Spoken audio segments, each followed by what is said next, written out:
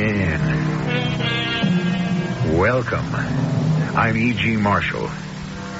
It seems to me the entity that planned mankind made a very wise decision not to let us know our future. How many of us would be defeated before we began?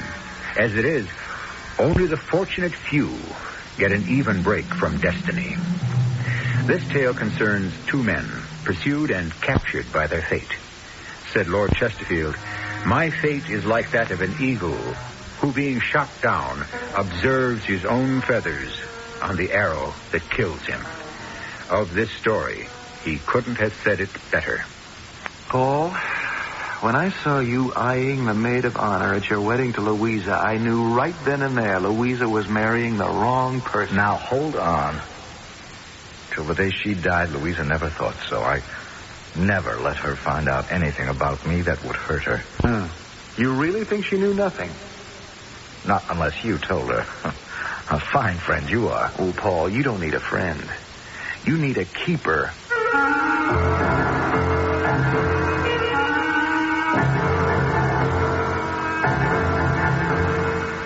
Our mystery drama, Let No Man Put Asunder, was written especially for the Mystery Theater by James Agate Jr. and stars Michael Wager and Russell Horton. I shall return shortly with Act One. Start your...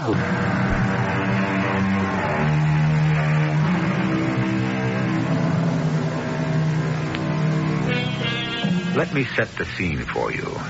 It is December 31st. By special permission of the warden, architect Mark Young is permitted to visit inmate Paul Raymond, now residing in cell 101 in the Arizona State Prison. It's a long-standing custom of theirs to celebrate New Year's Eve together, and the warden felt that kindness could do no harm. Permission granted. Mark, you're here, Mark. Mark, I'd like you to meet the gentleman who just opened my cell door.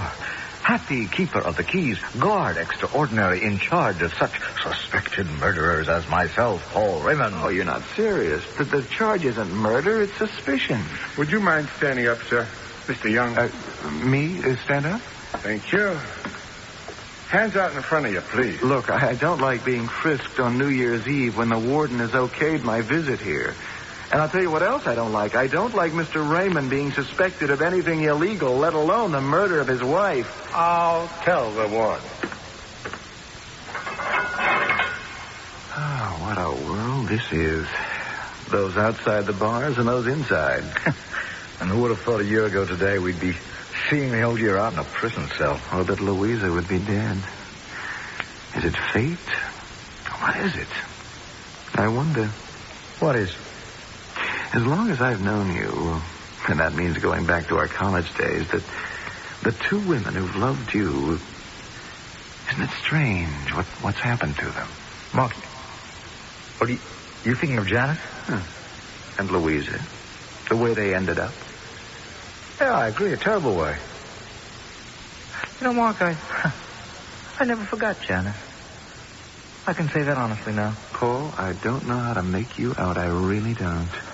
Am I that complicated? I've never met a man as tough as you, almost as though you had no conscience. Reminisce with me, old chum. I don't think you'll want to hear this. Try me. Do you remember the last day of college? I was putting all my books together, packing clothes, taking the pictures on the wall. You, I don't know where you were, raising Cain somewhere. It was getting late, around 1 p.m. We were supposed to be out of our rooms by 6. You hadn't been in since the night before, and there was a knock on the door. It's unlocked. Come in. Hi, Janet. Paul's not here. Are you packing? That I am. You going home? Yeah, for about a week. Then I'm off to Pace Architectural. Gonna put in a whole summer. Mark, do you know where he is? Paul? Hey, you got me. You think he'll be back soon? We better be. Everyone's supposed to be out by 6. I'll wait for him. Janice, I can't guarantee Paul's going to show up. I mean, you know him. He's not going to show up. He's very good at making a liar out of me. Hi, Janice. Come to say goodbye to us lucky seniors are getting out. Next year it'll be your turn. Paul, Hey, honey, you better see the doctor. Colio doesn't sound much better than it did over the weekend. I've been to the doctor. What did he say? Will you live? Everything connected with me will live. Look, kids, if you two want to be alone, I have to return these books to the library anyway. No, stay. I just came up for a pack of cigarettes. We're due out of here at 6 on the button, Paul, and you haven't even started packing. Plenty of time. I have a business deal cooking in town, which I just have to lock up before going. Paul, I have to see you. Okay, so you have to see me. Have a good look. I mean, I want to talk to you. So talk, kid. Go ahead. I have to talk to you alone. I'm on my way out, guys. Look, I can't right now, Janice. How about down to the boathouse? Say in half an hour, 2:30? Good, quiet place to talk. I'll get back here in plenty of time, Mark. Don't you worry your little head. See ya. Oh, I hate him. Janice, what's this all about? He's not going to show up at the boathouse. Well, does it really matter? So you've had a little quarrel. Friends always do. Friends? He knows. I told him. Now that there's a problem, he's just giving me the brush. You mean Paul won't do anything? He says it's all my fault. He's right, of course. It was all my fault to be taken in by him. To believe we'd be married. Well, I thought he was very serious about you. He can walk away. But I can't. You don't know my family. Janice, take it easy. I know Paul really loves you, but in many ways he's just an irresponsible kid, and he hasn't come to terms with the situation yet. The doctor said if I wait much longer, it'd be dangerous. How long has it been? 3 months. You've known that long that you were pregnant? So did Paul. He kept saying, wait, and I thought, oh, what a fool I was. I thought we'd get married right after he graduated. Well, what makes you think you won't? Because he told me so last night. He said I'd better go see a doctor. He's got no conscience at all. I know how he feels about you. Don't give up on him. Then you know more about him than he does. Look, I'm going. Janice, will you keep me posted? I want to know. I want to help. Mark, give this to him for me. Okay. Should I know what's in this envelope? 50 $10 bills that he gave me last night to take care of things. I don't want the money. Well, where are you going now? I don't know. Walk around the campus, I guess. Janice, will you come see me after you've talked to him in the boathouse? I want to know what happened.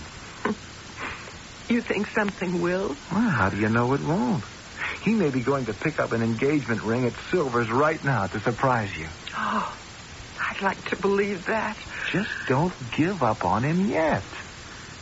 I'll go to the boathouse and wait for him. Thanks, Mark.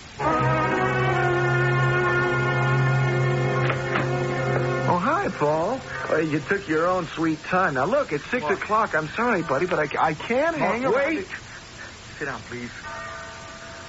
Something terrible's happened, something awful. I don't know what made her do it. Listen, Janice and I, we're going to get married, you understand? We really were. That's the honest truth, Mark. Oh, what happened? She's dead. What? I got to the boathouse. We agreed to meet at 3:30, remember? No, not 3:30, Paul. 2:30. What do you mean 2:30? Oh, that's what you said, 2:30. I heard you. I couldn't have said 2:30. I was buying Green's Variety Store. We had a closing at 2:30. I'm going to buy a lot of stores. So you got to the boathouse at 3:30. Then what? I couldn't find her. I couldn't find Janice. I went out, looked around. I asked Roberts, the caretaker. He's seen her. He went back inside with me, and he found her. She had hung herself. It was awful.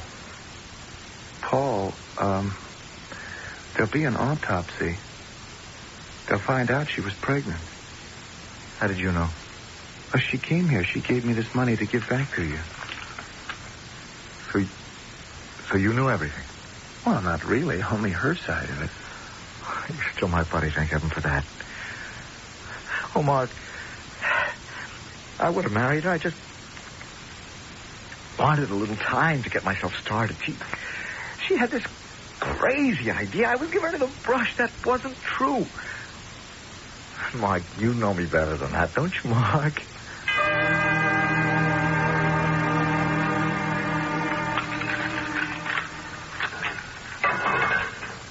Yes, Honorable Guard. Just checking. Guard. Yes, sir. Did the warden inform you I have permission to remain in Mr. Raymond's cell until after midnight?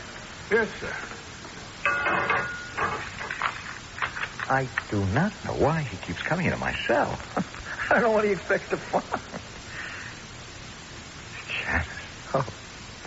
Yeah, Janice. That was a grim episode in my life. How long was it, Mark, before we saw each other again? I'm not sure. I was established as an architect. I kept reading about you in the papers. Paul with this merger, that merger. Oh, you read about me, did you? And I began designing office buildings while you appeared to be gobbling. You asked me to be best man at your wedding to Louisa. Ah, that's when we got together again, I remember. And it was right.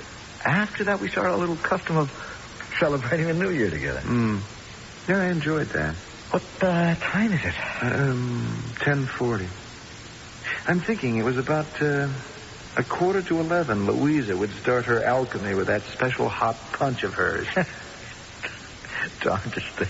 In all the years we were married, I could never get her to make a decent New Year's Eve punch. All you could taste was the cranberry juice and the apple juice and the cinnamon and the cloves and the... She never put in enough vodka. So all you ended up drinking was hot fruit juice. I didn't mind it. You. She could have served a cinnamon stick to you with an olive on top of it, and you'd be groveling with gratitude. Was I that obvious? Oh, listen, I didn't mind. I had my diversions. Paul, in a little over an hour, the new year will start, and I can't honestly face it without telling you something that I hope won't hurt you, but it hurts me to keep it secret. Your problem is you got a conscience. Yes, well, perhaps yours is that you haven't. Did you ever think that the girl you married might have known more about you than she admitted? Louisa. She knew nothing.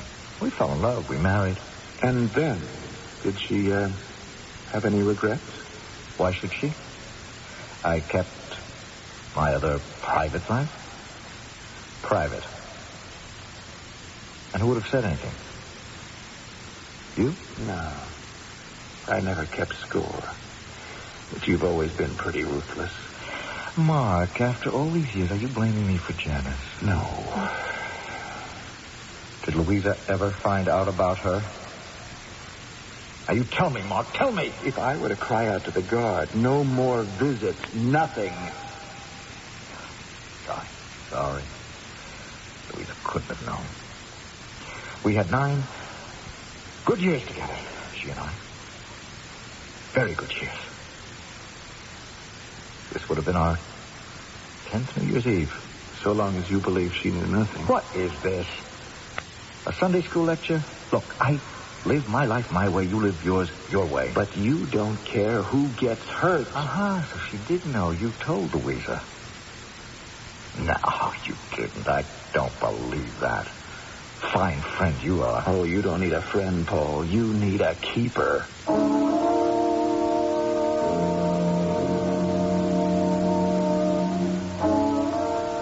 If you are wondering why Mark made a special effort to spend New Year's Eve in prison with Paul, so am I. Why was he going back over a past they had both shared? Was it because there is something there neither of them can forget or wish to remember? I'll return shortly with Act 2 to satisfy my curiosity.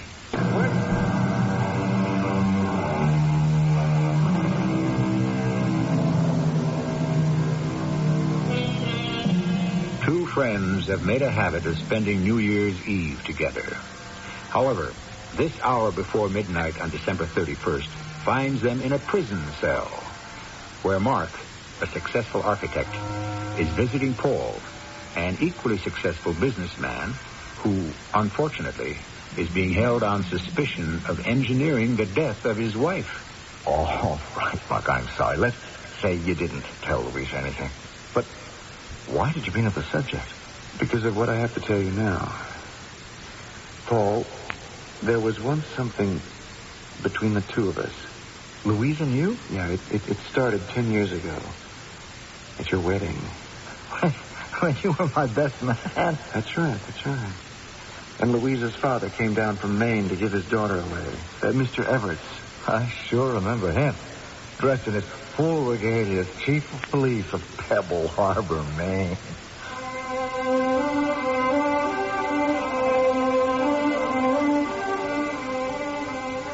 I take thee, Louisa, to be my wedded wife, to have and to hold from this day forward, for better, for worse, for richer, for poorer, in sickness and in health, to love and to cherish,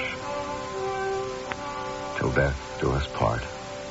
I take thee, Paul, to my wedded husband, to have and to hold from this day forward, for better or worse, for richer, for poorer, in sickness and in health, to love and to cherish, till death do us part.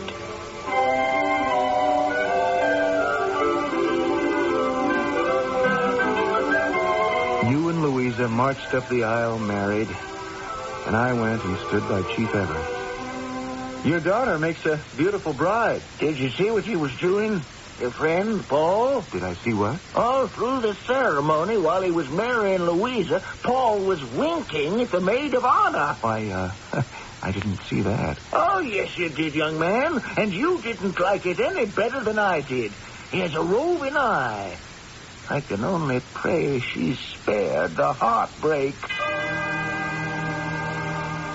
So that was what that old man said to you. Well, you were so obvious about it. It was then I thought it was time you and I saw as little of each other as we could. Then why did you agree after I married Louisa to come by for each New Year's Eve? You didn't like me. No, I didn't. And the more I learned about you and how you spent your time, the big deals, the mergers, the more I knew how little we had in common. Well, then why? Louisa. I had to keep tabs on her to make sure she was getting a fair shake. So I accepted those annual invitations year after year. What? Were you at the house our very first New Year's? I can't remember. I know I invited you. Oh, yes, I went. And you weren't there when I got there. Oh, I knew where you were. It was in all the gossip columns.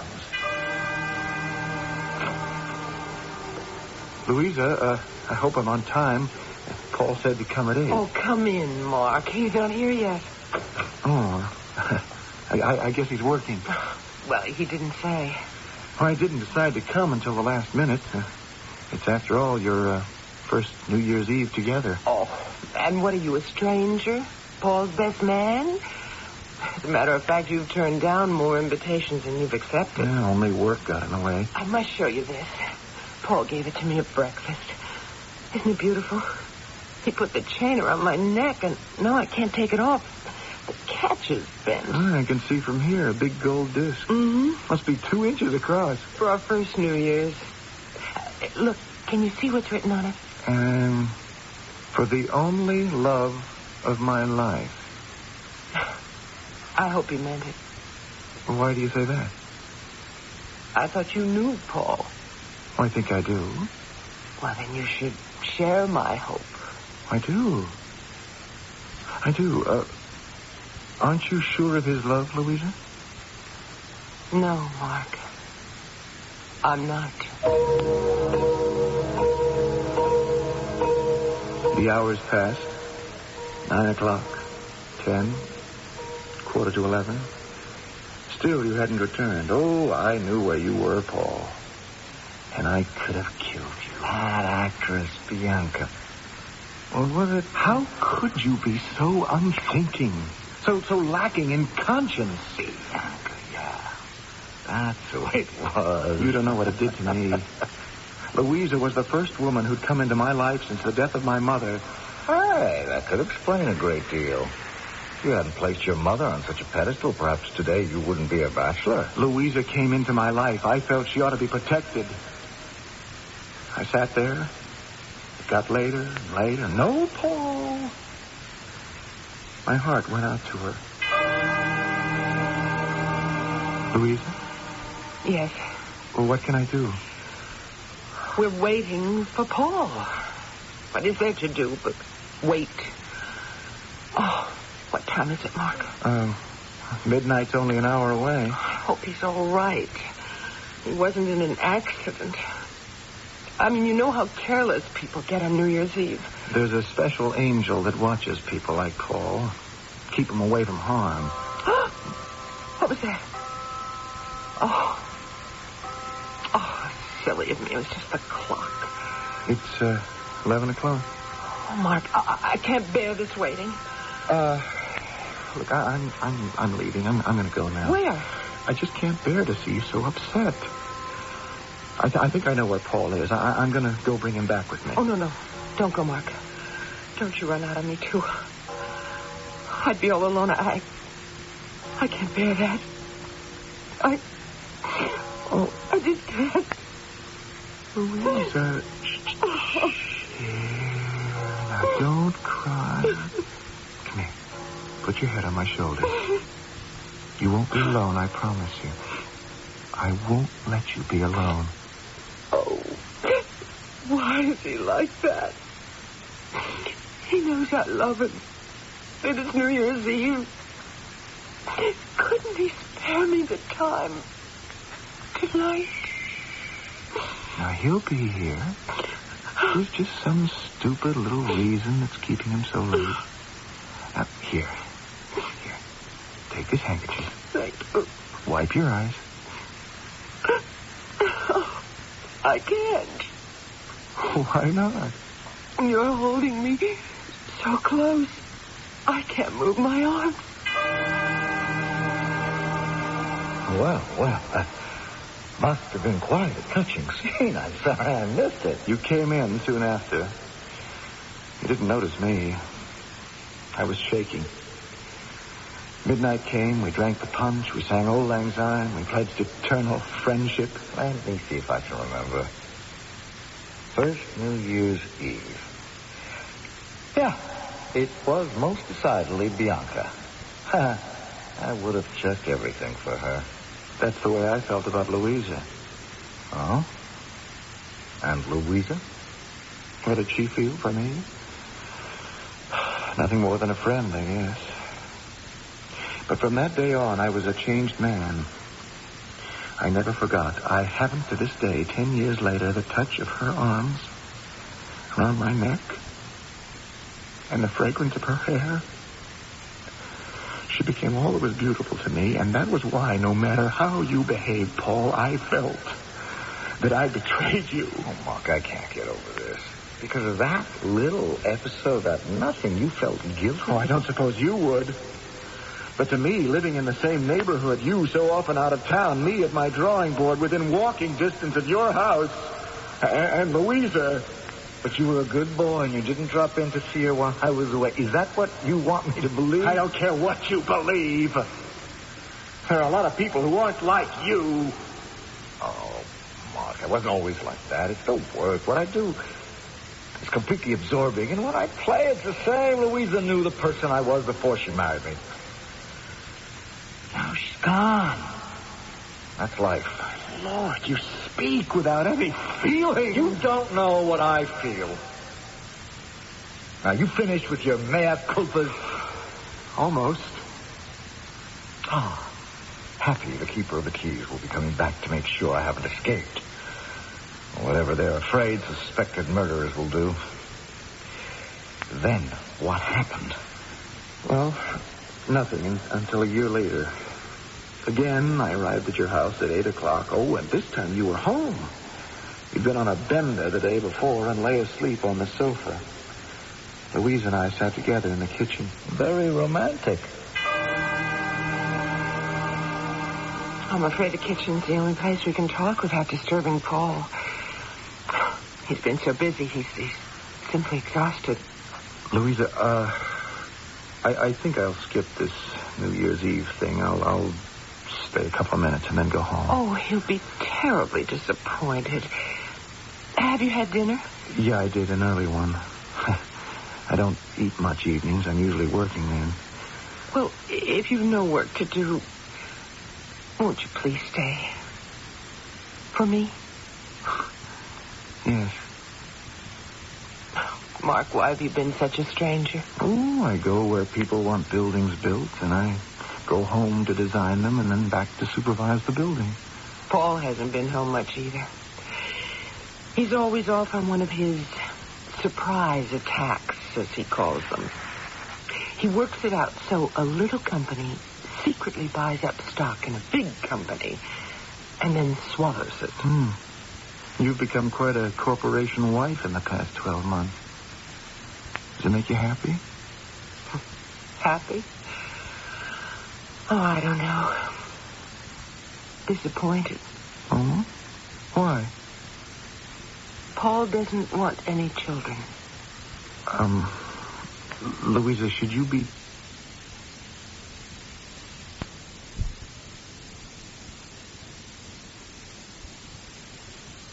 And Paul didn't come home. And then, for one moment, you and I... What I'm trying to say is... You held me in your arms. And you comforted me. Louisa, I cannot bring myself to come to this house year after year seeing you as his wife. I cannot do it. Mark, listen, please. I still love him. Do you understand that? I'm married to him. And so far as my feelings go, he can do what he likes with whomever he likes and still come home and find me here, waiting. And the other thing, Mark, is that I want a family. We've talked about it, Paul and I. I want babies. But you said that Paul didn't... I think he will. In time. What does he say, yes or no? Well, now he says, let's wait, maybe. Don't you understand now why there can't be anyone else for me but Paul? He'll change. He'll settle down. And I want nothing on my conscience when he does. Okay. So be it. I understand. But, look, I can't stay tonight. Tell Paul when he gets up, I have to catch an early morning plane for Arizona. Oh, he'll be very disappointed. Is it because of me? No. I have a commission for a house near Phoenix. I've always hankered to do a desert house, and this will be it. Oh, maybe one day you'll design a house for us. Well, why not? If Paul decides to remain in one place. This desert house would suit you. Well, look, I really must go. Oh, I'll take you to the front door. Mark, how would it suit me? Well, I'm doing it in exposed wood framing and a great sheltering slate roof with wide overhanging eaves. And, of course, a pool, natural slate rock. Oh, I can just see it in the Arizona desert. I've read so much about it. Be a perfect house for Paul and me and 4 children. A lovely dream. I'll keep dreaming, Louisa. I'm sorry I made such a fool of myself before. Oh, Mark. You didn't. I just don't know what to say. Oh, you've said it all. Goodbye.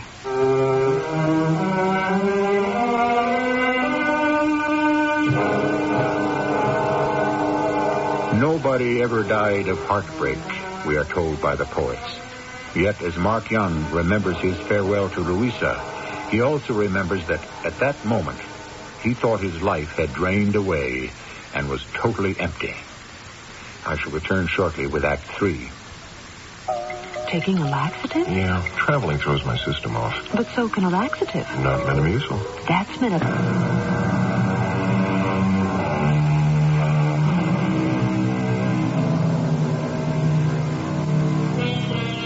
Mark Young, a successful architect, shared his college days with Paul Raymond, today an extraordinary man of business, specializing in company takeovers, known as mergers. What they could not share was the love of Louisa, Paul's wife. Set me as a seal upon thine heart, says the Song of Solomon, for love is strong as death, jealousy as cruel as the grave. And in a newly dug grave lies Louisa, and blamed for her death is her husband Paul, in prison, suspected of murdering her. Well, you've never stopped being my friend, Mark, and I appreciate that. Mark, you think I'm innocent? Yes, I do. And I'll tell you why. You remember I decided to stay on in Arizona and make that my home. Well, that's more. I remember 2 years later, we followed you out there. Paul, you are the last person I ever expected would walk into my office in this neck of the desert. And you do not know the half of it, Mark. Louise and I aren't just visiting. We're staying here. We've decided to make Arizona our home. Oh, how is she? It's been 2 years. Yeah, but she's all right. You don't sound very enthusiastic. Well, I guess I'm not. You really get to know a woman after you've lived with her for a few years. All that innocence they hand you when you first meet them turns into real conniving after they've latched onto a good thing. Paul, I don't know what to say. That doesn't sound like her at all. In my business, conniving, getting your own way, is the name of the game. This is Louisa's idea. Really, we want you to design a house for us, Mark. In the meantime, we've rented the Thornton place outside of Phoenix. You know that? Oh, yeah, I drive right by there every day on my way to the office. No servants except for a housekeeper. We had her with us back east for over a year now. Good, capable woman. Paul, any children? Oh, no, thank heavens. You didn't want them? It wouldn't have worked. I want to go all the time. Sometimes I like to take Louisa with me. You can't drag babies all over the world. I'm not much into fatherhood anyway. Oh, I thought Louisa wanted a family. Yeah, she still talks about it sometimes. But I think she's come around to seeing things my way. We have a full life. You see anything of Louisa's father? Old Everett? Chief of Police of Pebble Beach. Yeah, Louisa keeps in touch. When'd you rent the Thornton place? A month ago. Gosh, you two have been here all that time? Yeah, I'm surprised Louisa didn't call you. She hasn't been that well. I'm not sure Arizona's going to agree with her, but I've got to make this my base. Whole new development scheme. I shouldn't even be talking about it. On the other hand, you're my oldest friend, so why not tip you off so you can make yourself a bundle? First things first. Now, I'll get your ideas on the kind of house you want. You probably have a bundle by now. You married? No, I haven't found Miss Wright yet. Well, I guess we've almost caught up on each other's lives. Now, this year, Mark, we've got to spend New Year's Eve together again, like we used to, huh? What are you doing for dinner tomorrow night? I say tonight, but I'm flying to Vegas. I'll be back late tomorrow. Are you inviting me? We are. Nothing fancy. The housekeeper had to go back east. Her brother's sick. But Louisa loves to cook. Okay. I'll be there. Great. And, give Louisa my love. I'll just tell her you're coming to dinner. You can give her your love yourself. When I drove up to your house the next night, it was a blackened shell. Flames still licking at fallen timbers, the hoses still going. You were in front with the fire chief, and when you saw me, you ran over. They can't find Louisa. She's in there somewhere. They haven't found her. Louisa? Is in there? The chief says they have to wait till all the timbers cool off before they can send the men in. Well, I'm not waiting. Oh, Mark, don't. Maybe she's not even in there. Louisa? Louisa! Get back! Get back! Louisa! Where are you? Get that crazy guy out of here! Look out! Security!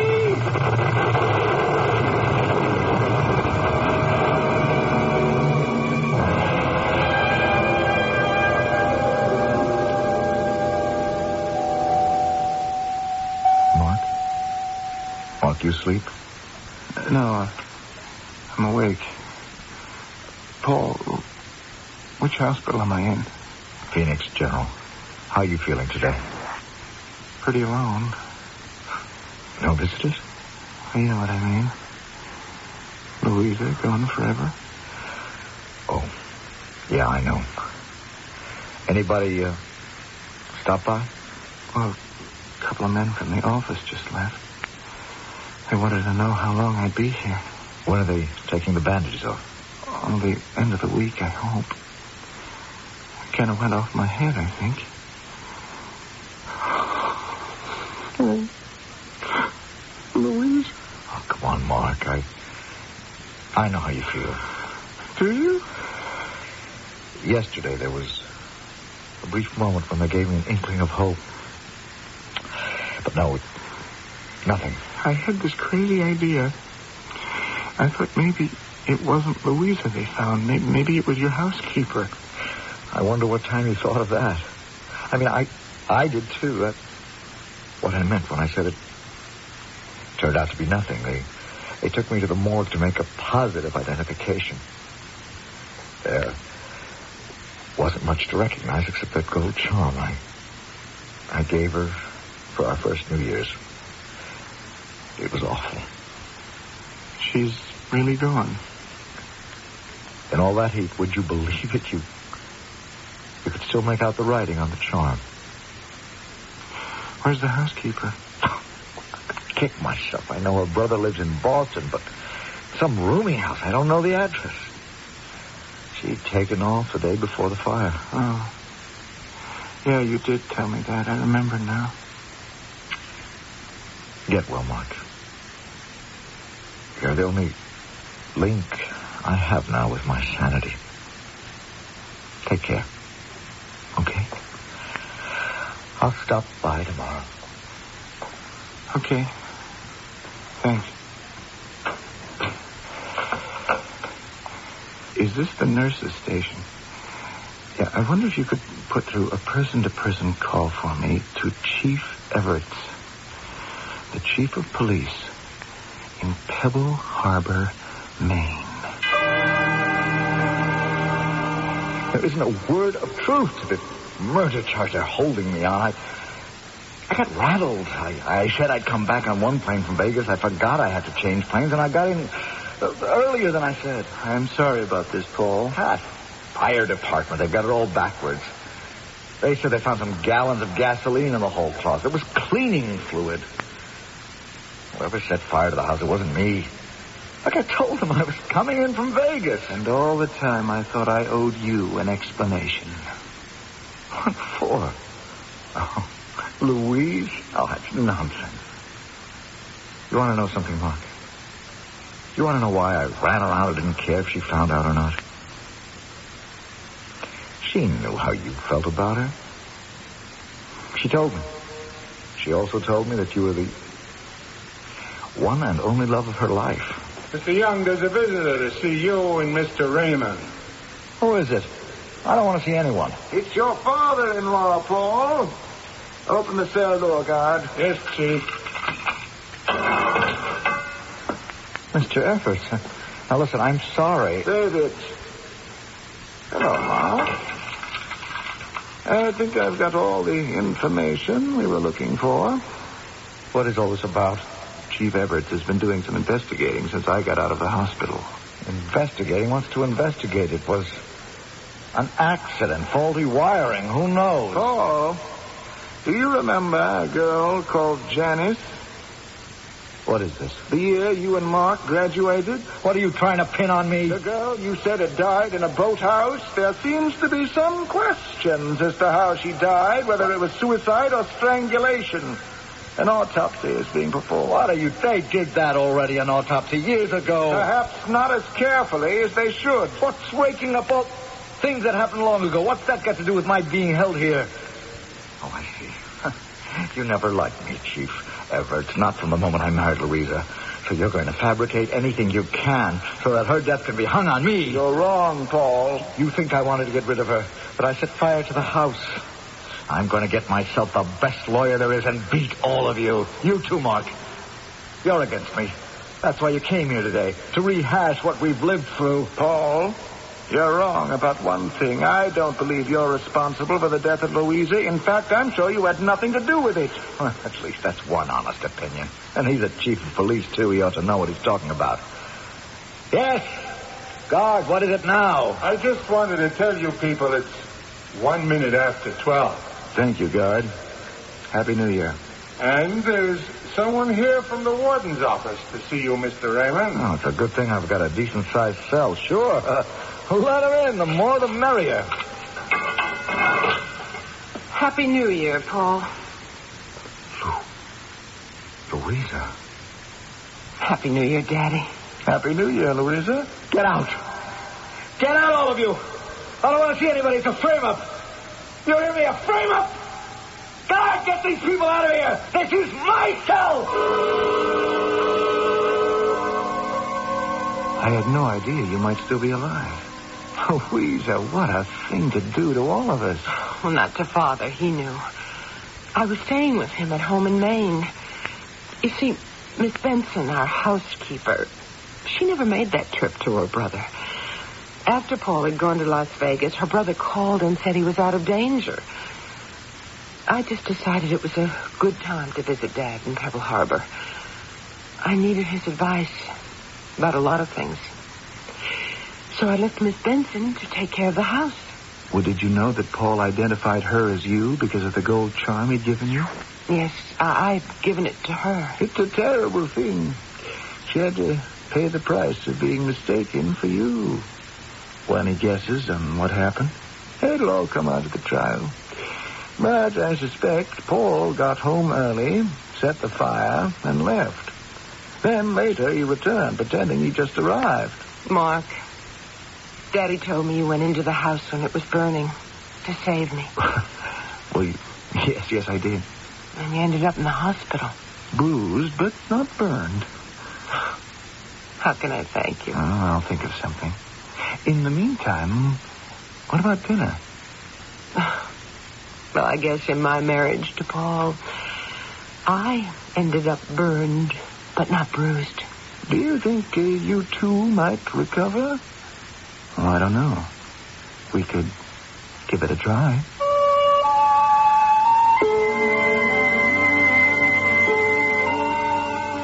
I like a story that ends on a note of hope. I like to know that in spite of tragedy, here are two people who can pick up the threads of their lives and begin to weave a rewarding lifetime together. Louisa and Mark were fortunate to find their own road to a future which detoured well around an ugly past. I shall return shortly. Hi, I'm Susan Anton. Fitness that feels good by day needs firmness that feels good by night. That's why you'll love the Certa-Perfect Sleeper. Luxurious soft comfort plus deep inner support. You get both with every perfect sleeper. So remember, be a perfect sleeper. Try a perfect sleeper, perfect sleeper. By Certa. It's a healthy investment in yourself. Honey, we're having cheeseburgers like we've never had them before. We are? Here's your fork. My fork? Yes, your fork. Where's my bun? Hamburger helper, say cheese. I want my bun. Help your hamburger, say cheese. Hamburger help your hamburger, help make cheeseburger mac. Our cheeseburger macaroni is a blend of tangy cheese, hearty macaroni, and savory seasonings that give cheeseburgers a whole new meaning. Hamburger helper. Well, did you miss the bun? Help your hamburger. What fun? Hamburger help your hamburger, help make a great deal.